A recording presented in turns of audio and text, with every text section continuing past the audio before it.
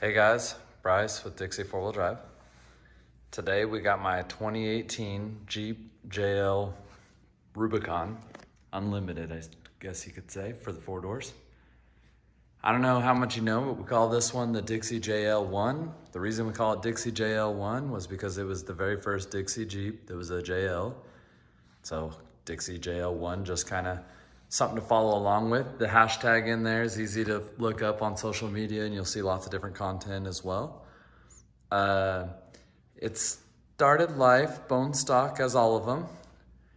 It had a 3.6 liter at that time. That's all that was offered. This was the very first Rubicon we could get our hands on in the state of Utah. It didn't have the red fenders, didn't have the red top, didn't have leather. We kind of got what we got, and then we went ahead and added what we wanted. We thought about it for a little bit, and at first we weren't gonna go wild, but then we thought about it a little bit more, and we thought that we could really capitalize on learning what the JL platform was all about. Usually we get a customer's vehicle and there's limitations when you build for a customer versus yourself, as far as like what they want, what you want, not necessarily want, or how far they're willing to go or what you're willing to do for them. And where it was ours, it really came down to a lot of my decisions as far as a final say of, yeah, we're good with that. And it wasn't built for me at that time. It was built to be a showpiece when we opened our Moab store. And so anyway, we brought it in, we talked about it, and then we just started making some phone calls, started ordering Fox shocks, ordered Dynatrack axles, Canati tires, the bead locks, the winch. And then we went ahead and just started building everything else. We took this body off, cut the frame in half, and did a back half suspension kit. Put the fuel tank behind the axle, which I'll show you here in just a second. And when we put that fuel tank behind the axle, it allowed us to be able to 4-link the rear suspension, which is very unique to the Jeep world. You know, it's a very expensive way of doing a build. You got to do a lot more modifications than just cut a few brackets off, weld a few on. And so being that JLs were brand new out, I mean, we showed up at Easter Jeep Safari and we had custom front and rear bumpers, back half frame, suspension kit, new axles, 6.4 Hemi, 8-speed transmission.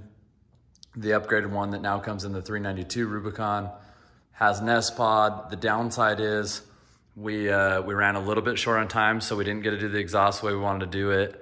At that time, it's been redone since then.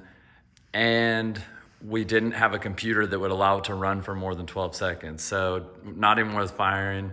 So obviously a huge bummer for us as far as at that time of the build.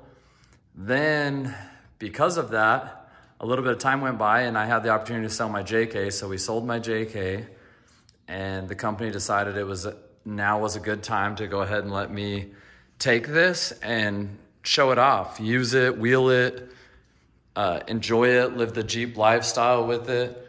And then what it did do is it allowed us people to know what we're capable of building, that we weren't afraid of going first, you know, and really setting the bar high, and then really learning the vehicle. So we got so many good purposes out of it at that time.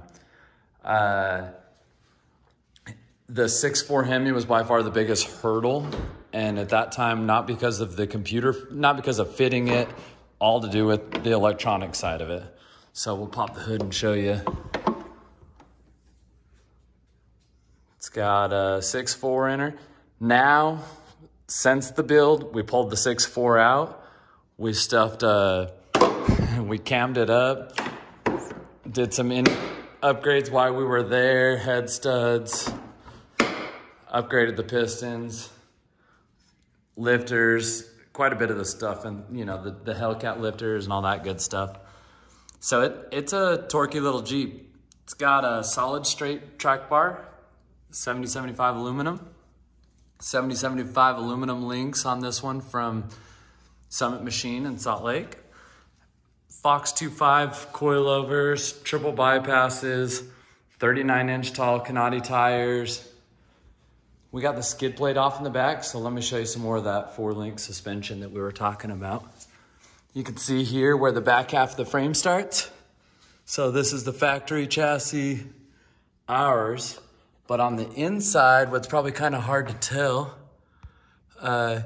is that this plate comes in and welds to the front. So the chassis slid on a ways and then had a weld plate that welded to it. So pretty cool as far as how that went. You can see here, you got the control arm going one way and a control arm going the other way, matched on the other side. It's called a double triangulated 4-link. It's got a 3-inch stainless steel exhaust all the way out, 2 mufflers, 3-link front suspension, 1350 drive shafts, 1550 knuckles.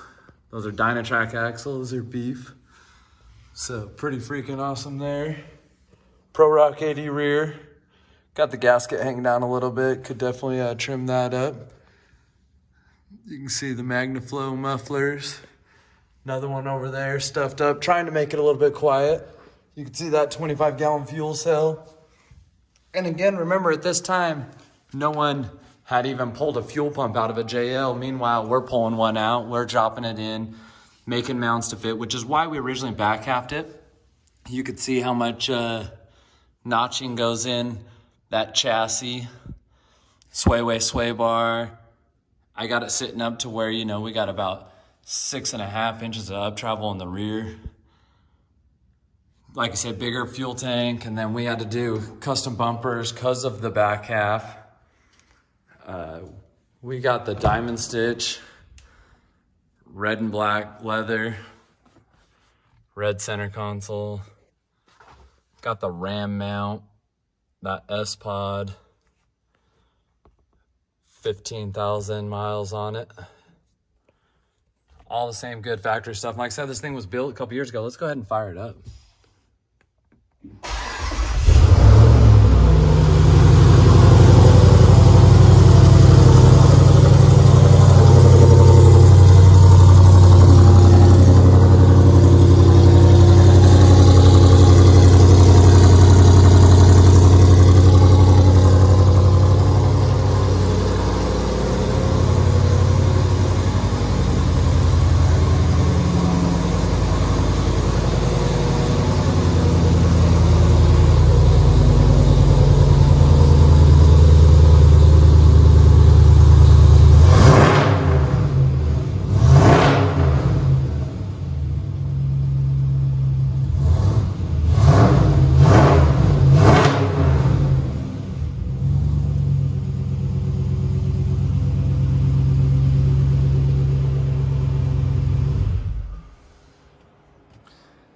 Sounds pretty good. You got the S-Pod up here.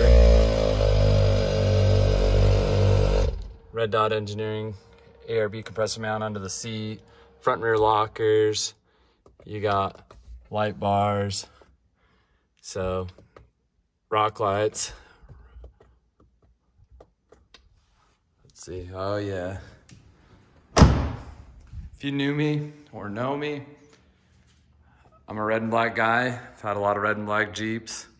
Company colors are red, black, gray.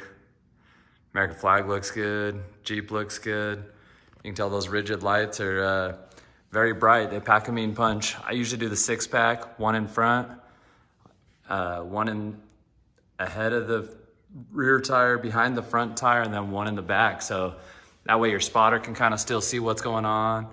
We can show off all the goodies that's underneath it. Fox ATS stabilizer. You can see here our own custom track bar bracket. This has got a whole plated gusset all the way that runs from here to the back of the coilover. And then our plate added onto it with extra reinforcement up on top. So,